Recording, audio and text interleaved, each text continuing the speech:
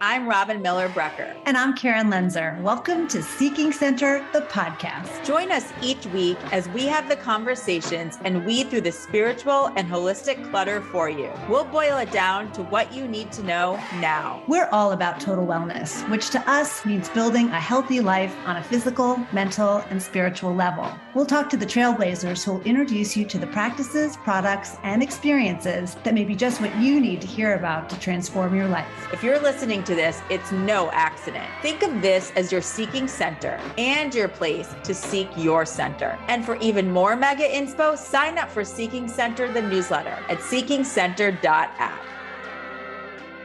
Karen and I first became familiar with meditation teacher and visionary leader Spring Washam through Dan Harris's book, 10% Happier. We then recently heard her on his 10% Happier podcast talking about her new book, The Spirit of Harriet Tubman, Awakening from the Underground, and we were blown away. We knew we had to talk to her. Thankfully, Dan connected us, and here we are. Spring is considered a pioneer in bringing mindfulness-based healing practices to diverse communities. She is one of the founding teachers at the East Bay Meditation Center located in Oakland, California. She received extensive training by Jack Kornfield, is a member of the Teachers Council at Spirit Rock Meditation Center in Northern California, and has practiced and studied Buddhist philosophy in both Theravada and Tibetan schools of Buddhism since 1999. In addition to being a teacher, she is also a shamanic practitioner and has studied indigenous healing practices since 2008, which led her to create Lotus Vine Journeys, an organization that blends indigenous healing practices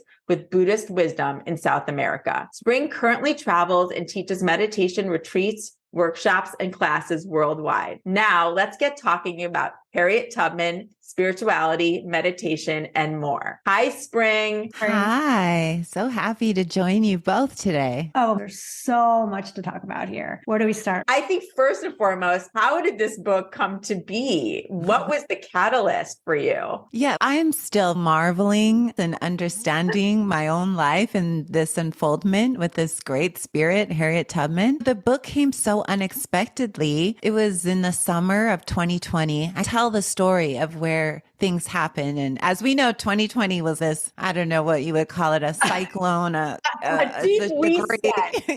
Yeah. The ground was cracking. Consciousness was shifting. It was wow. In California, we had fires. We had everything. So it felt, oh my gosh, all this is happening. And I was actually working on another book. And then when the quarantine and the lockdown started happening, I was in California. And at that time, I just didn't know what to do. So many of us in my community was in a 911. I was getting 911 emails and calls and texts. And I said, help.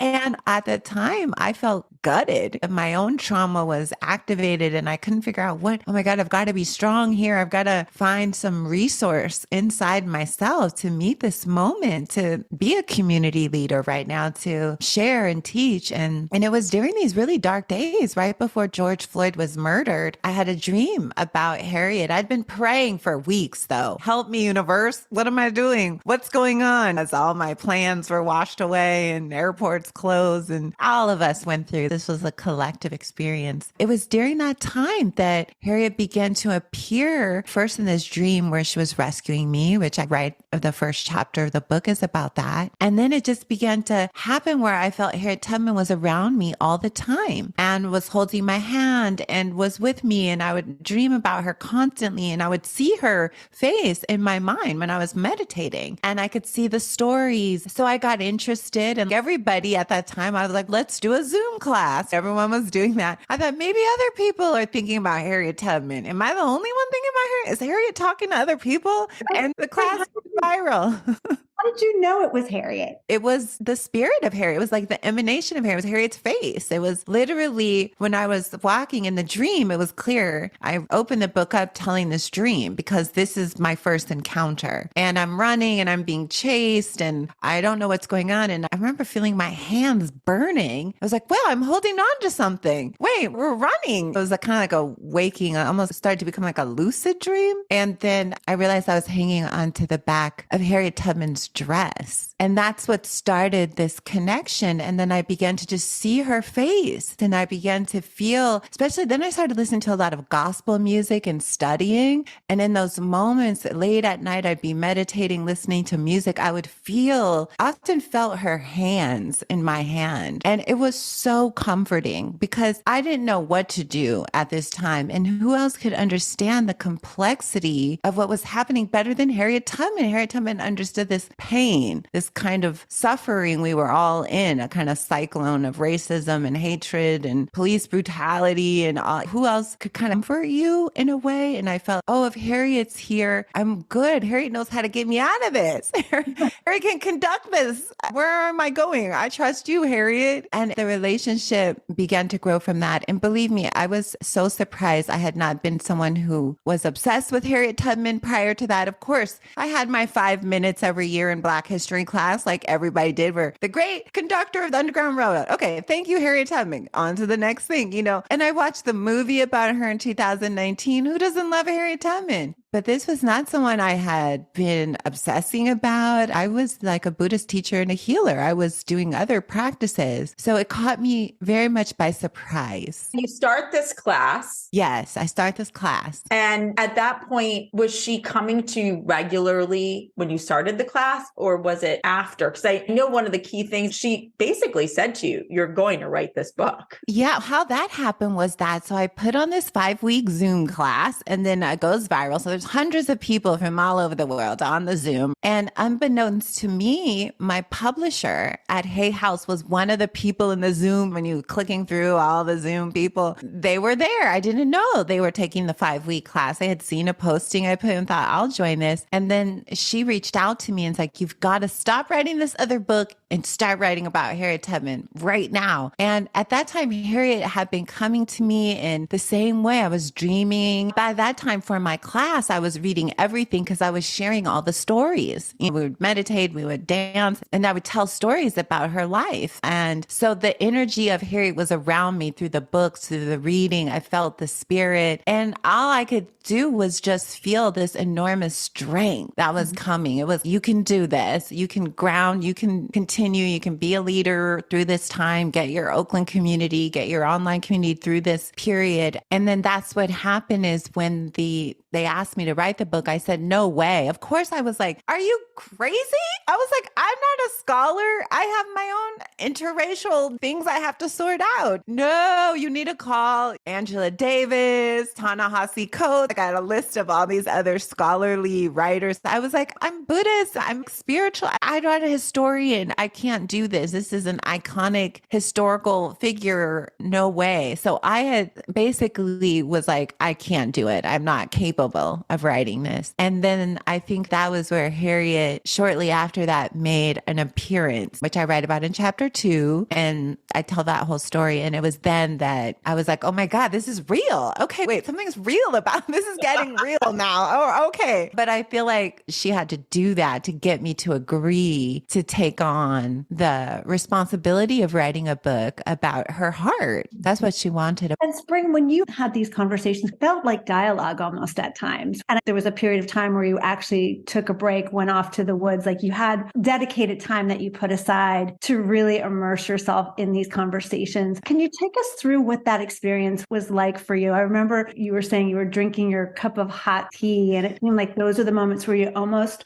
prepared yourself for those conversations. Did you, I don't know, spiritually invite her in at those times? And did you literally actually write down what you heard her say? Yeah. So how this happened, it was new to me. So I don't use the word channeling, but I guess that is a kind of word. I use the word conversation. This was a conversation with our ancestors, and people have conversation with our ancestors. Everybody can do this. It's just, it went a little bit deeper with this project because we had a mission. Harriet wanted this book about her heart and a message to the world to say, I'm back. I'm in a spirit form. Here's my thoughts for this period of time. And so there was a real agreement. Harriet was so polite. We would agree, okay, for the next couple of weeks, we're going to write together. I'm going to come and you're going to write, and we're going to have what I called sessions. And those were very formal times where I would open myself to the energy and we would be in a dialogue. So the parts where I'm writing And the book was interesting to write from three perspectives. I'm writing as the host, being like, here you go, I'm going to take you. But I'm also writing Harriet's words that were coming through. And then I'm writing as a student of Harriet Tubman with all my freakouts and meltdowns and confusion along the way. So I was weaving these three perspectives of experiencing this as a person this is not a familiar experience, but here we are. So the times where Harriet, we agreed, like we would say, okay, then I would know that we were going to start early in the mornings. Often the conversations would just start. My mind, it would be almost like all my thoughts were taken over with images of Harriet, what we were going to talk about. Often she would show me a lot of visuals as the information was coming through with words. Here's what was happening. Here's the experience. So my mind would start to fill with it, and then I would just start writing. So some of our most profound experiences were me actually sitting at the computer having these dialogues. But I'll tell you what, initially it was a tremendous impact on me physically. At one point it was like standing in front of a 747 because the energy was so strong. It would leave me two places, either completely exhausted after 2 hours. I used to only be able to do 1.5 to 2 hours at a time, or my energy would go so erratic. I would have this restless electric energy that I just couldn't discharge. It was literally, I couldn't ground. It would almost feel like disassociating. I would pop out and I had to take long walks on the earth. Even during these intense times, I even started working with a trainer nearby, lifting huge amounts of weights because I felt the weight was helping me ground. Wow.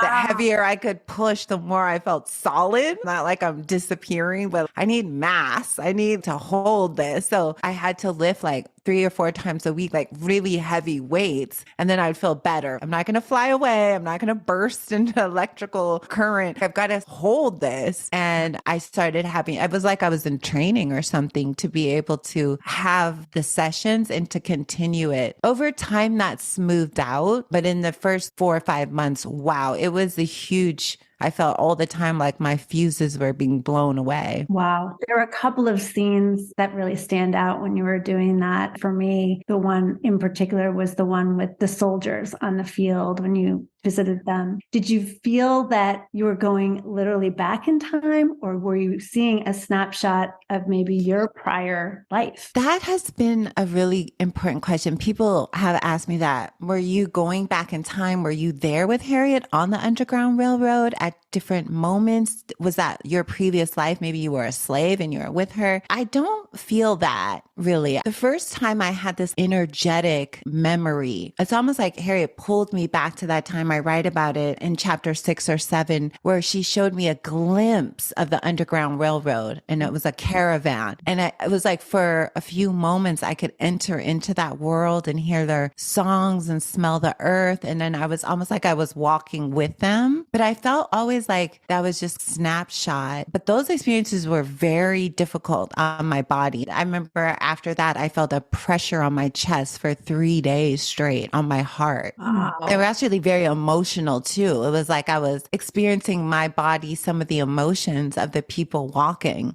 and all that they were experiencing in those moments of freedom and sorrow and love and terror and rejoicing and hope. It was like so many emotions on this caravan. So then the experience that you're talking about, I was a little bit more equipped, but that also caught me completely by surprise. And at that time, I started to understand the channel better. As we moved toward the end of the book, it got smoother because then I realized that I could never channel in any kind of city. I always had to be offline in a very remote place. Wi-Fi signals would interfere, so I often had to go way out, and then I could enter into kind of a different frequency and maintain the connection better. So a lot of this book came out in spurts of me 3-4 weeks isolated. Whenever I would try to come back to Oakland or San Francisco, I had complete block. I could never access the channel and I couldn't ground it there. It was too distracting. It's not like I could have a conversation with Harriet and then get on an email 2 hours later and then be like, okay, Harriet, I'm back, or go. It was like, no, either I was all in or I was all out. The times where I go, okay, I'm all in. It was like, okay, okay, now we're all in, right? We have 3 weeks. Let's get this information. It was very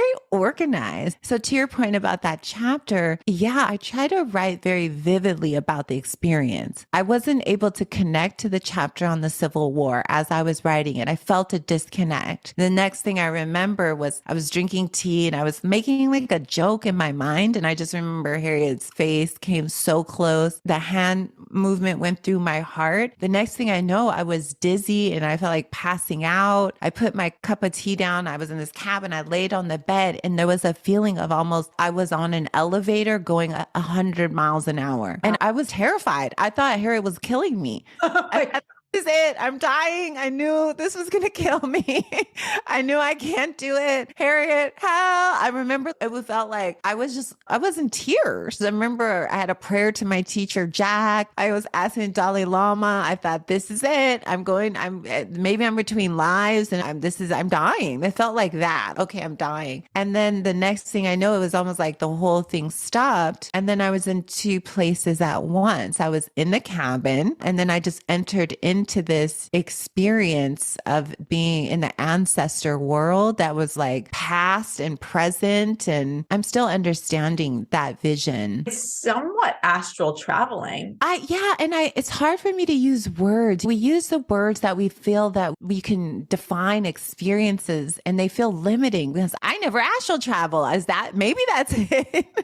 Like something happened, but all I know is I was literally on this bed holding on going, help, and being like, please, I don't know what's happening. And then all of a sudden it stopped. And then later I could make sense of it, but I was trying to just write everything that was happening energetically to the best that I could describe it. And then there was this piece that opened up. And I think that was just more of meeting these ancestors, these veterans. So? And having that experience, I don't know, it opens up this conversation of parallel lives and different worlds, really different worlds happening. Are they happening at the same time? It's a different conversation, but it does. Yeah, we know that we don't die, right? Exactly. Yes. In a sense, it feels like you really almost met Harriet halfway. Your energies really did come together in those sessions. So part of you was in this sort of dual energy or this dual place. I think so. Absolutely. Because I remember having the feeling, but first of all, the time collapsed. I remember I looked at the time as it was happening on my computer. That sounds like 12:23. Then I'm like, I'm going back. And when I came out of that experience, it was 4:30 and it felt like nothing had happened at all. But yet I had this whole experience. And I remember also crying and I was walking in a circle in the cabin, holding my chest area. So on one level, I was experiencing things, but deep in this visionary state that I'm seeing them, but my body is still moving in this cabin in the Sierra Nevadas. And I remember going, this is so weird and thinking, wow, I'm feeling my heart. I'm doing it, but I'm fully in this vision. So I'm trying to understand as I integrate this experience. I'm sure the rest of my life I'll be integrating it. But now I've gotten, since my experience, interested in other authors or people who have experiences of channeling. I never really had an interest in that before, but now out of curiosity, I'm more open to hearing people's experiences because I'm like, wait, this happened to me. Oh my,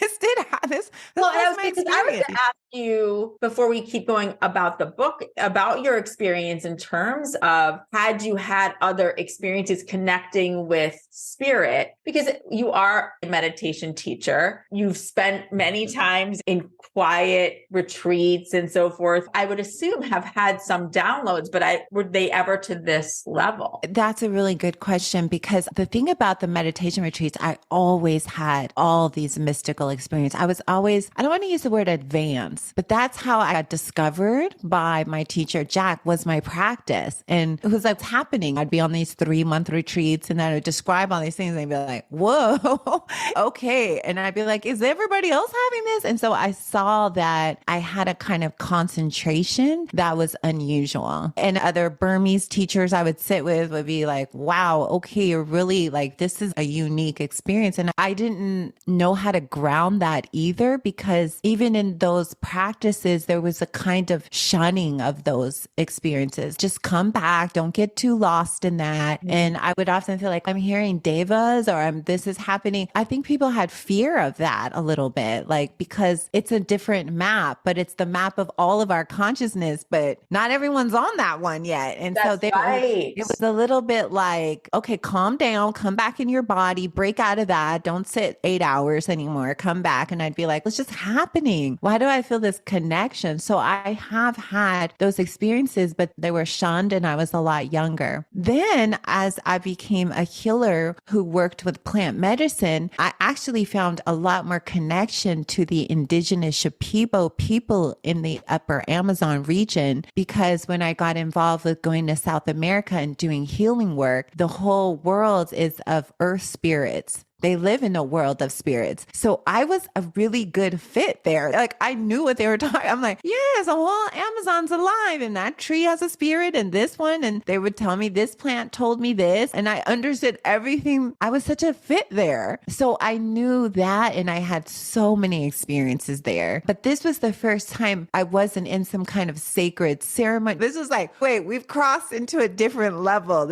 I'm not in a ceremony. I'm not asleep. I'm not doing deep samadhi meditation. I'm just sitting here. It was like a different threshold, a different level of interacting with the spirit world than I was used to. In many ways, because of all the other experiences, it seems like an evolution. Yes. I feel like on some level, Harriet, who seems like she travels between realms. Absolutely. So she knew that you could handle that. And I was just thinking about, she communed with nature. She was able to understand herbs. Really, you're aligned. I can just see you're both women. You're both seekers. I can just see like was just waiting in the sidelines for you to be ready. I agree with you that Harriet, first of all, is an incredible mystic. And I was already in communication talked about her whole life in this communication with this higher power in the spirit world and God, or however you want to call it.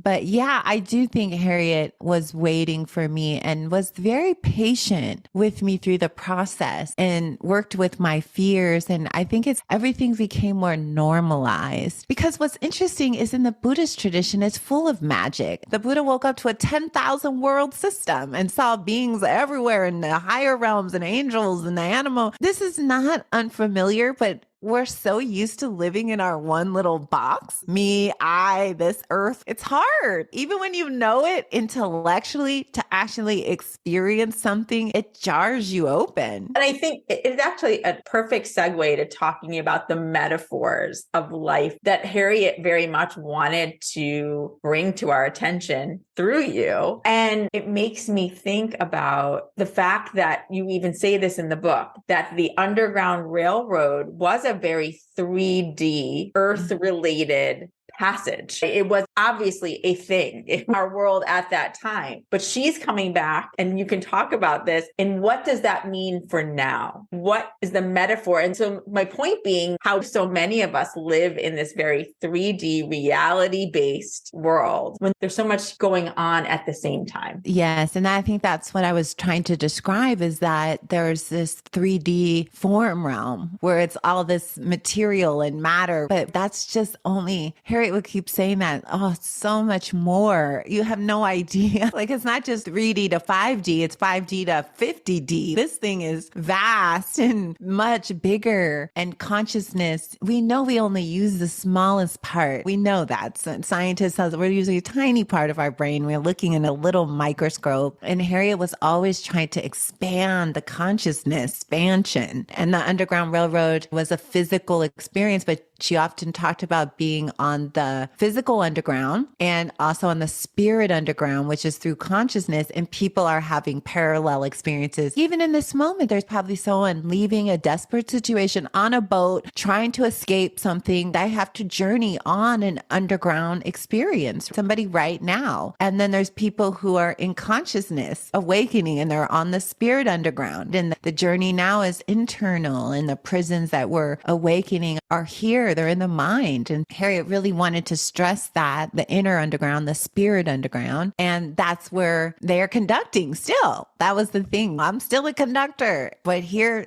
we're moving through consciousness using air and light and spirit. We've moved on from the outer underground. Not that we might not have an experience of that, but that's a whole journey. And people weren't ready for the spirit level when she was alive, that nobody was. It was such a different experience, different time. And there's so many things that you brought through of her that I'm sure so many people didn't know. She didn't just do the Underground Railroad. She went on to be a leader in the Civil War and women's rights. She did so much. But I think all the way through, her consistency was her bravery, was her willingness not to accept the status quo or what everybody felt were the limitations of life. She started off as a slave, as a woman, and there were so many limitations that were implied in her life from the very beginning, and yet she never accepted any of those. And she was a leader in showing about how to be brave, how to take off into the night, not knowing always, except having that North Star of where to go. For me, in reading this book, I was so surprised by the messages that I received and how inspired I was by her. We can talk about even slavery and imprisonment, and all those things are so physical for so many, and yet they're also so emotional and so mental for so many as well. And just really being able to lean in her example of how she, no matter what she was facing, she never allowed that to limit her. And I'm getting choked up, which I don't get up, but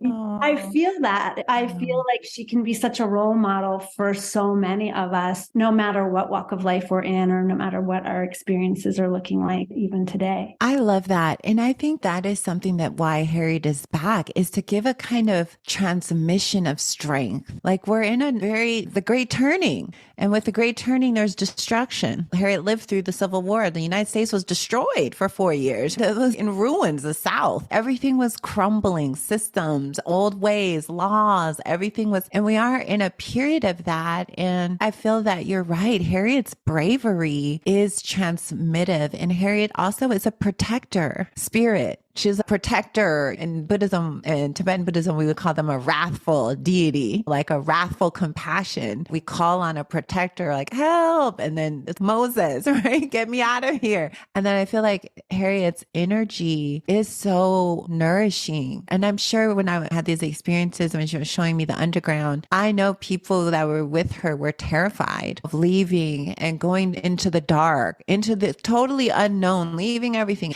And her strength, they were able to rely on her, not only to lead them, but to get them on the other side of whatever the inner battles were to leaving. There's not just the physical, it's the mental. And I feel like Harriet is back to hold our hand through some portal that we are entering into. We've probably been entering into it, but it's intense. I don't think it's going to lighten up anytime soon. Also, to say one of the things I love about what Harriet's message was that I'm everybody's ancestor. Yes, I came as Harriet Tubman, as the Black woman, as a slave. Yes, I had that experience, but I am a primordial ancestor. I belong to the people of Earth. And that's also something I really want to keep telling people, because some people may not open to Harriet as much, thinking this is only for Black people. No, this is an American ancestor who is connected to everyone who lives here and is born here. So I keep wanting to broaden that, because people could actually cut themselves off from having this connection to the spirit of Harriet if they think they have to be from African American tradition. This beyond that, it's connected to that, and it's bigger than that too. Oh, completely. And you think that she chose at that time to come in as a very actually small African American, 5 feet tall.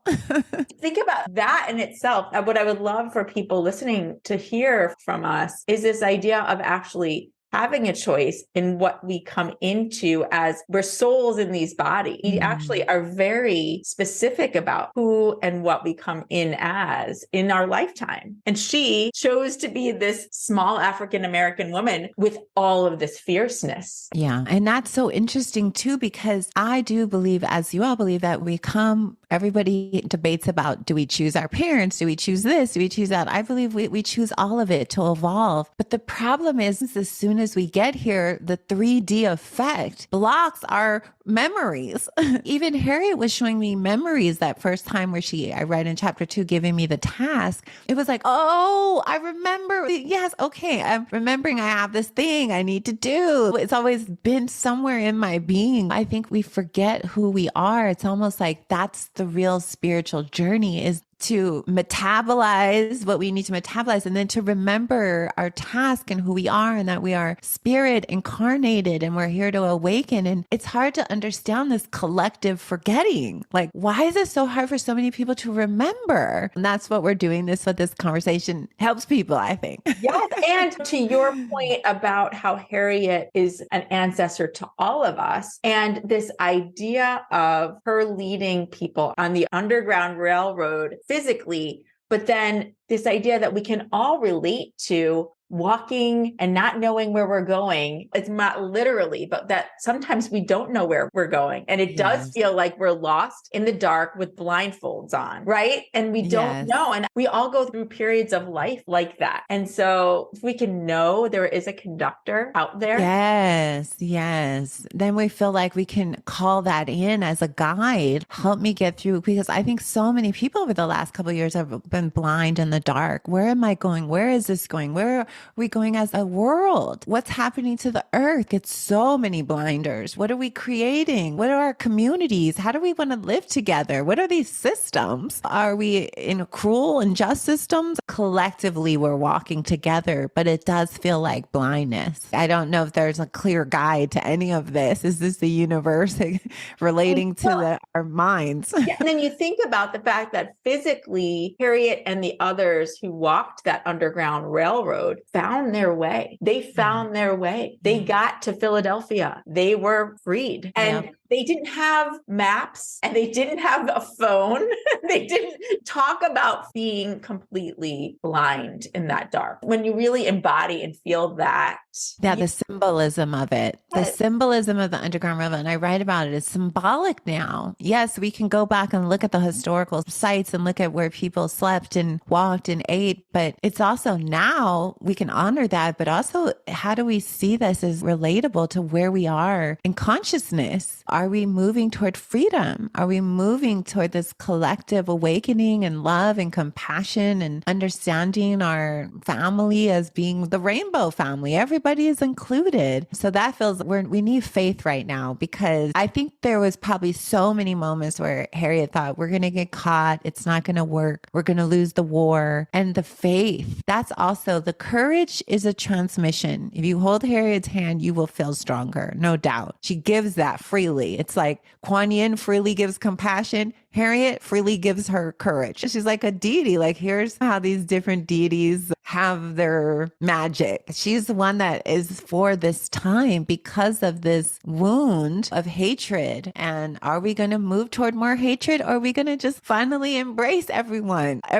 together? That's the battle right now. And it's very similar to where we were in the 1800s. It's not, strangely, time is circling back and forward simultaneously. Like, the future and the past and the present are intersecting. This ability now for her to get her message out, that it all transcends that on the human level, that we're all connected, we all are one in that sense. To be able to get her message out in that way, I think will unite more people than ever. What did you learn, Spring, about yourself when you wrote this book? Yeah, that's a great question. I think one was that the role of the feminine in this new time. Harriet Tubman being 5 feet tall and about 100 pounds, right? Her whole life, she was pretty thin, actually, according to her. Malnutrition, not eating, being a soldier, not eating very much. But it's beyond that. I think the thing was that we're so much bigger than we know. That was something that it was the drumbeat of every conversation. And I realized I had a lot of blocks to that. It was like, okay, we're so much bigger than we know. And this was like going in. And I think somehow by the end of the process, there was an expansion. We need to hear these things over and over. This helps us remember who we are, because the forgetfulness is so pervasive, and we help each other forget by pointing out going in passive delusion. But I think I felt like women are so much more powerful than we know, like the feminine. Harriet really felt like it would be women who will save the world, but only if they believe they can. The feminine spirit. And I think that's just like the mother, the earth, unless she makes a healing, stands up, like the feminine energy on the planet. So there was something that went really deep in me around that. And I'm still integrating that. And then, of course, through Harriet Tubman, you don't really realize how strong you are until you're tested in some way. Like every warrior needs an initiation. Until then, you don't really know your power. And I felt like this was an initiation for me writing this, because it was all my traumas. It was like, oh no, now I'm back in time. I have to study slavery. I avoided all that for a long time, thinking I don't want to go into that because it hurts too much. But there was something about facing the historical trauma collectively to try to alchemize it, not just for suffering's sake, but there's something about getting close to the wound in order to bring compassion to it. And I believe now more than ever, this wound from hatred and racism and slavery can be healed. I have an optimism that through individuals together collectively, we can metabolize it. I felt hopeful after the book. I had not a lot of hope going into it. I was trying to leave to go to South America. I was moving to Costa Rica. My stuff is still on a shipping container. It just hasn't set sail. Now I'm going to Atlanta, but I was abandoning the US. Get me out of here. And Harriet's like, no, there's something really good here. And all of us see it. There's a seed. So the patriotism that Harriet felt was infectious. It got into me. I was like, really? There's something good here? She's like, don't give up. Don't give up. There was a patriotism that shocked me about Harriet Tubman. I was like, how do you you're a slave. You have to fight. And she was like, but there's something really beautiful at the core of this country that's beyond. Don't leave. It's something worth taking a stand for. So that changed me. That was life-changing. Well, and I also want to point out too, in all that you're talking about and all that she did and all that she faced, that she lived till she was 91. Yeah. I was actually really surprised by that. Yeah. I don't know. There's something about that even now that it makes me think she had so much to do. And so physically, she was able, to your point, 5 feet, 100 pounds, most of the time malnourished. And yet she lived till she was 91. That's amazing to me, because it's not the norm even now. And she took on roles that really weren't for women at all. I mean, her near-death experiences and the injuries that Harriet Tubman has had. She was beaten up on railroad. I mean, she's had all broken arms, limbs, cuts, wounds. Her head. Medical hair. Yeah, her blood out of her head, a concussion. She had surgery later in her life to fix her headaches. And there's the whole reports about that where she went to the doctors later to help with her migraines. And she didn't even use anesthesia. They just did a brain operation on her while she just sat there. She was just present with the pain. This again demonstrates a kind of superhuman. And even the last few years of her life, before she even got sick, the last few years she became more immobile, she had already raised money for her own care ahead of time. Years before, she knew that she would be in a wheelchair. So she raised money for an African American home, a place to treat people who are elderly care home. She was raising money for that years before. She already knew she would need that the last few years of her life. She prepared for that. So even that, she was like, okay, the last few years, I'm going to need this. Let me start raising money now for her own. Yeah. So there was a lot of clairvoyance, but it was also humble. Yeah. I can't really stand out too much, but even in the face of saying, I don't want to stand out,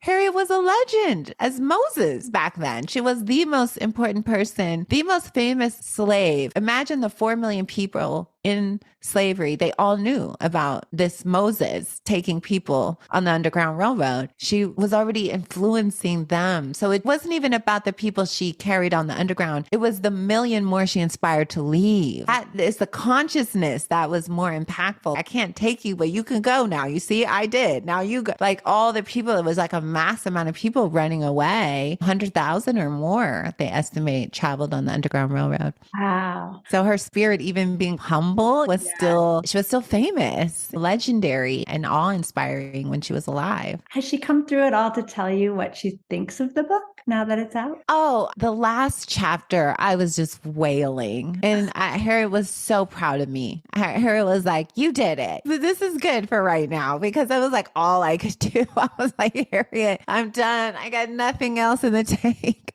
Because it was like, so each word, I was feeling it. Each word was very important. It was nothing haphazard in there. There was nothing that I didn't go over. Every word was placed, which is, some authors do that, some don't. So I felt that Harriet was very proud of me. And Harriet has said, you did your task. And the ancestor world is in relationship with us. They need collaborators, and to bring information through, to bring these channeled books through, to bring information through.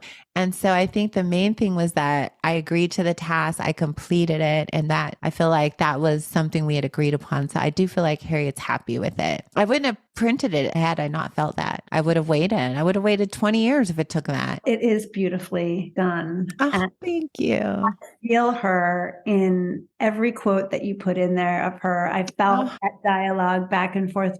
I felt the relationship that you have with her. It really came through. And it didn't feel, not knowing what it was going to be going into it, I was wondering how it would feel. And it just came through as such a loving conversation that is inspiring. So thank you for doing it, Spring, for all of us who read the book and just were so inspired by it. Thank you. Oh, I love this conversation because it inspires me. Because when people were able to receive the message and really feel it, it's, oh, yes, well, okay, my task is done. You really did. You did it beautifully. And in a way that now I feel like Harriet was coming through even to us by coming through you, not just through the book, but the way that we found you and the way that we found the book was so on purpose. And now where Karen and I wouldn't have necessarily been calling on Harriet for guidance on a daily basis, we're now calling on her and for her strength and her guidance, and show us the way in whatever way she can. And so you've now introduced that into our lives and are a catalyst for us to use somebody that we wouldn't have thought in that way. And we're thinking about her on these different levels in this other realm. That to me is magical. That was the goal. I think that was what Harriet really wanted. Like, connect. I want to go out to the people. And I'm moving literally to Atlanta, Georgia to bring this consciousness. So not only did I not run away from Costa Rica, I'm going toward the storm. Tell us what you're working on and how people can find you. I mean, we just dove into the book, but you've had quite the history. So that's for maybe another conversation. Yeah, that's another one. But what are you doing now? How can people find you? They can find me through my website, springwasham.com. I have everything there on my new website. There's the books, there's my other book, there's events, the calendar. And yeah, I'm basically just going to Georgia because I feel that I want to share this content more with Southerners and be closer to the Civil Rights Museum and closer to Dr. King's stomping grounds, and to just make this accessible for more people who I might not normally ever meet. Alabama, Georgia. These are not places. I'm from California. I've stayed pretty much California girl. So now I feel like with Harriet, I'm going out. So people can, connect to me. I'll be having courses coming up starting toward the end of the year where I'll try to take people through a 6-week journey. And the end result being they feel this connection to their ancestor, that they take it with them. Wherever you go, you got this ancestor with you. And if you can walk through life knowing that you have that support, think about how much more courageous you will be. Exactly. And I think that's the point, is that, and I do believe Harriet, she always said, and I think this is such a good ending, is I've never lost a passenger. I kept my train on the track and never lost a passenger, which is something others can't say. And I was like, wow, I'm sure there was missions went wrong, but there is something about that. I'll watch over you. So I feel like that's really important. So thank you all. Spring, we're so grateful. Thank you. We're grateful for the book. We're grateful to now be connected. Yes. Oh, I love this. Such a joy. We are really walking alongside of her. I love that. Me too. Every day.